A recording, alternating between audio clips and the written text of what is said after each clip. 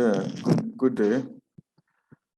Welcome to this maiden edition of this program that we've named or titled Time with the Director General. I used to say that one of the lessons that we've been able to learn from this current pandemic is the desire for all of us to play a part in disseminating quality scientific knowledge. And as an infectious diseases scientist and a virologist, I believe that we need to up our game in order to get prepared for future pandemics. I'm not a prophet of doom when I say future pandemics, because from scientific basis, we understand and we accept that now the world is going to be hit by pandemic at a very frequent rate. I am basing my argument based on the fact that when you look at the Spanish flu, which took place in 1918, it took a long period of time before the next pandemic, occurred. But because now the world is becoming a global village, whereby we are becoming very, very closer than before, diseases are now being spread at faster time or faster rates than before. Last week, I was speaking with some colleagues, and I was telling them that in the past, when my late great-great-grandfathers were traveling to Hajj in Saudi Arabia, they normally go by foot, or some by horses, etc. And sometimes it takes them like 30 days before they are able to reach Saudi Arabia. But now, because of advancement, somebody in the United States can leave the United States the same day, travel to Germany, go to Nigeria, go to South Africa, move to Saudi Arabia, go back to UK, and move back to the United States within a couple of days.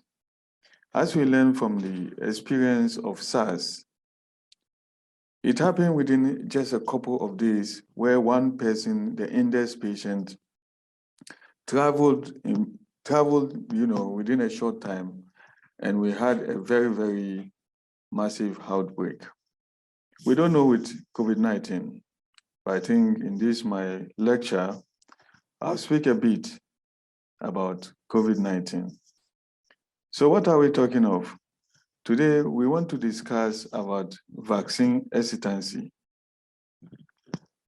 Somebody will ask me, what is vaccine hesitancy? The World Health Organization has defined vaccine hesitancies as the delay in acceptance or refusal of safe vaccine despite the availability of services. In the nutshell, what it means is somebody refusing to take vaccine, even though there are the available mechanism in place for vaccination. That's the simple meaning of vaccine hesitancy. There are, people have asked again, what causes vaccine hesitancy? There are 3 models, although some people have come up with 5C models, but I would prefer to go with the 3C models, which are the key drivers of vaccine hesitancies. These are confidence, complacency, and convenience. So when we talk of complacency, that's a thinking, maybe the population thinking or an individual thinking that the risk of a vaccine preventable diseases are very low. Or some would deem that even, hey, vaccination is not important. Why? Because maybe I have some natural product that will be able to address any outbreak. Then convenience. That's how affordable are the vaccines. Do the person has to travel for 1 hour before he or she reach the vaccination center? Are they willing to pay? Are they willing to pay? Then the last 3C is the confidence. How confident are the population? Is the individual? Are the mothers? Are the parents? Are the children? How confident are they in the vaccine being introduced? Are they confident in the policymakers who will be doing the recommendation of which type of vaccine should be administered in a particular place? How confident are they of those policymakers? How do they trust the vaccine itself? So these are the 3Cs that are the key drivers of vaccine hesitancy. So based on this, we try to understand why is it that Africa Health Research Organization has decided that their first DJ or DG interaction with the people has to do with vaccine hesitancy. We know, or from experience, or from the data available, it has shown that vaccine hesitancies contribute significantly to decreasing rate of vaccination among the population. And it's a key challenge in terms of containing infectious diseases and in preventing pandemics. So, based on these, somebody will ask, so what are the causes of vaccine hesitancies? What are the causes? I think there are so many factors that contribute to vaccine hesitancy. So I'll try and discuss just a few of them, because this is just what is the name? This is just a brief, I think like a 30 minutes discussion. But I think, as I said, with time, we'll be able to, expand this program. We invite in more experts who, we'll be discussing things. We have to talk about public health, how we'll be able to get ready for future challenges. So, reasons for vaccine hesitancies. The first one is concern about the vaccine safety, adverse effect, toxicity, the poor quality of the components which have been, added to make up the vaccine. Then another reason is previous experience with vaccines and interaction with the healthcare providers. Another one is mistrustness with the scientists, with the doctors, with the nurses, with the government officials, the pharmaceutical companies, people doubting what we are doing. Then another reason is the perception of low risk of contracting illnesses. Some will tell you that when I'm giving a vaccine, it will lead to me becoming infertile, is it? Yeah, infertile. Some will even say, oh, the vaccine doesn't work because it has low efficacy. Then another reason for vaccine hesitancy is lack of information. Then another reason is religious belief. Some will tell me that my religion does not allow me to take a vaccine. Then, as I said, another reason is desire for a natural or organic lifestyles. People thinking that when I'm having COVID, I can, take ginger, add it with lemon, add it with so many things, and then I'll become cured. Then the next one is how people the peer group, how they perceive, peer groups, how they perceive vaccines. Then also, vaccine hesitancy is promoted by people thinking that by making vaccine a law, then their human right is being trampled upon.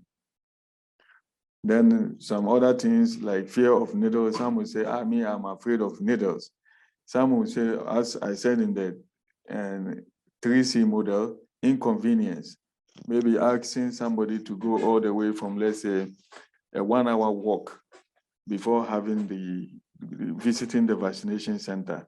All these play a part in vaccine hesitancy. Then also the cost of vaccine.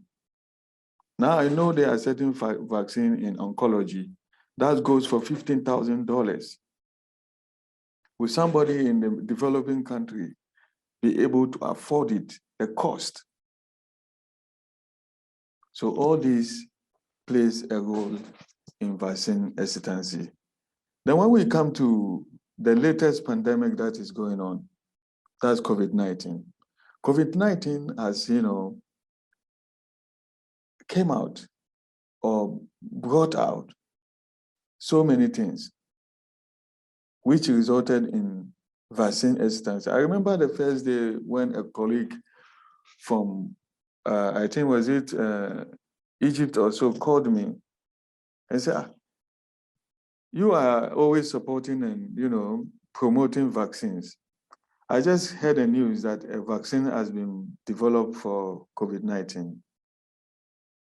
Well, I told him, based on my understanding of the route or the time taken for us to come out with a concept, try it, develop it, I think it normally takes about 15 to 25 years. It was later when I understood, I read about the vaccine platform, that I was able to understand why it was developed so quick. What the world has to know is, okay, before I discuss that, let's continue with additional reason why there are vaccine hesitancy. So as I said in COVID-19, because we had a new platform, although the platform was there already, but the world started hearing it during COVID-19, there was some little mistrust. And people were also mistrusting whether the vaccine will be beneficial or not.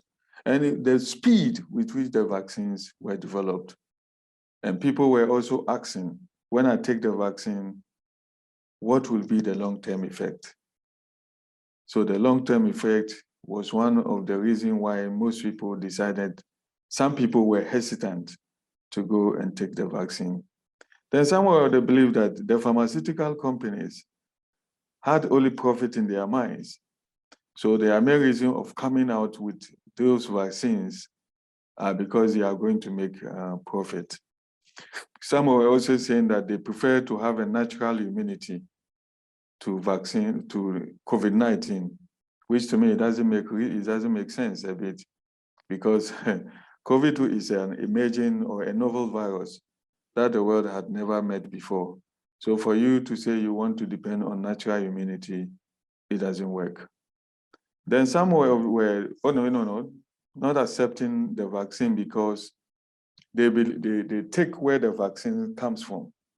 Some will say, I'm this particular race, and this particular vaccine was developed from this particular country, and because of that, we are not going to take it.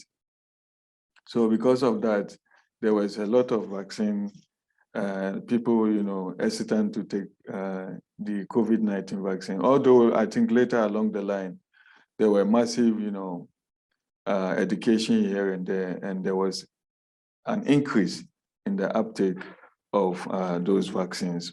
But among all these reasons for hesitant to take vaccine, I think one factor that worries me in particular is the conspiracy theories.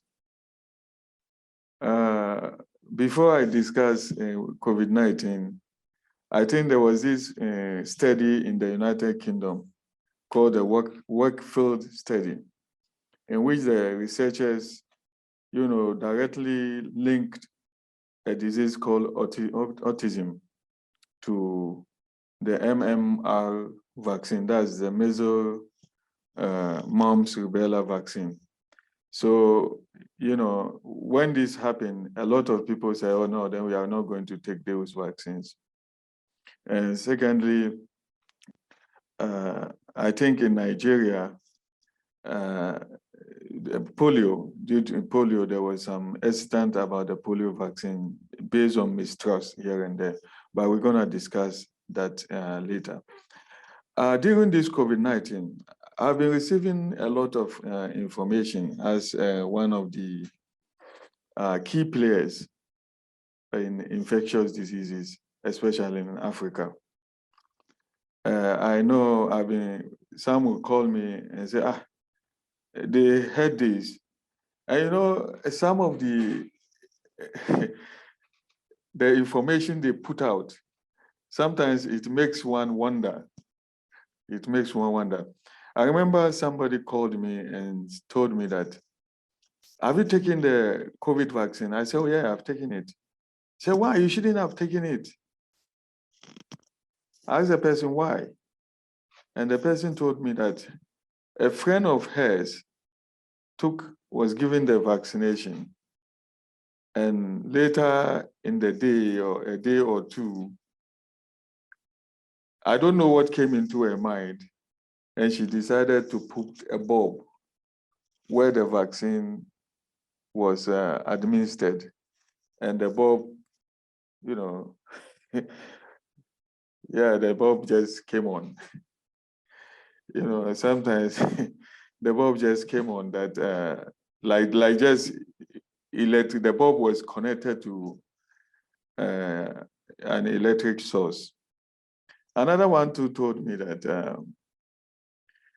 do you know that the COVID vaccine, they've put chip, there is some kind of chip in it, that the moment you are injected, I don't know whether it will be the vaccine manufacturers or whoever, they'll be able to detect where you are going, monitor your activities here and there.